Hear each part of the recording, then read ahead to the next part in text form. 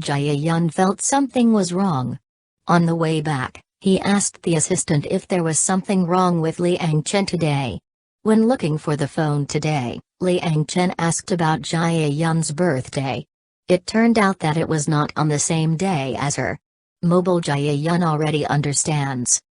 Liang Chen quickly resolved his work and rushed home.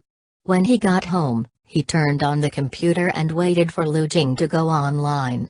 But Lu Jing went to eat crayfish with his roommate.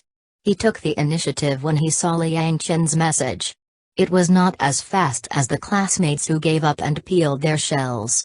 They were happy and excited to let everyone eat and treat him at will, and then ran back. Lu Jing happily gave the white skirt to Liang Chen, saying that the possible goal was too clear. Lu Jing deliberately charged 1 yuan and sold it to Liang Chen. Liang Chen happily sent 10 red envelopes, 1 dime. The demolished Lu Jing couldn't help laughing. This time Liang Chen and Lu Jing once again devoted themselves to the game of the first cooperation. When they jumped off the building, they were very smart holding an umbrella.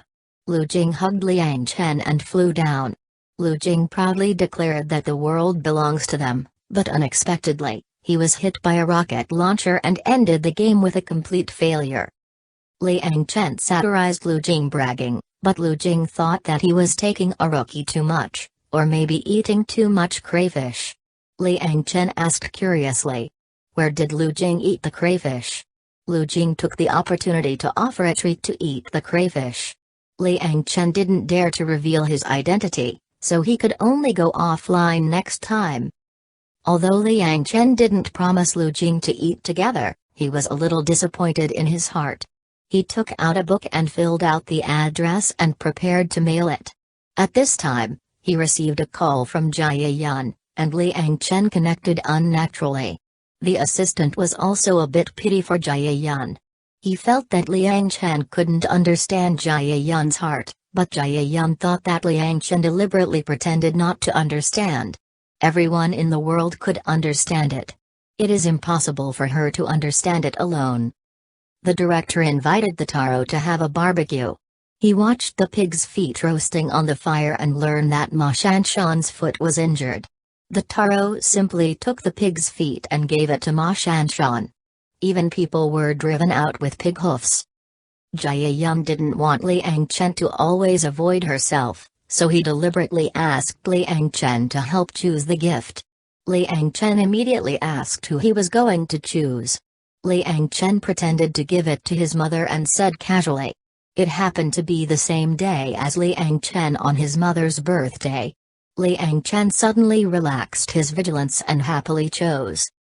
Liang Chen's birthday party is coming soon. It will be held in Guangzhou. Liu also got the invitation of the birthday party. 2 tickets to go with Lu Jing.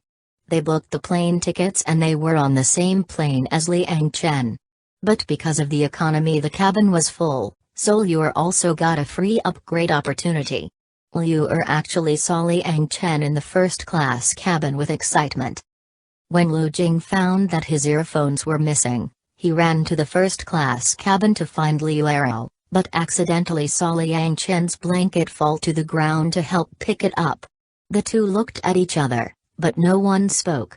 In WeChat, Lu Jing kept talking to the box spirit, but found that Liang Chen's cell phone rang when he said a word.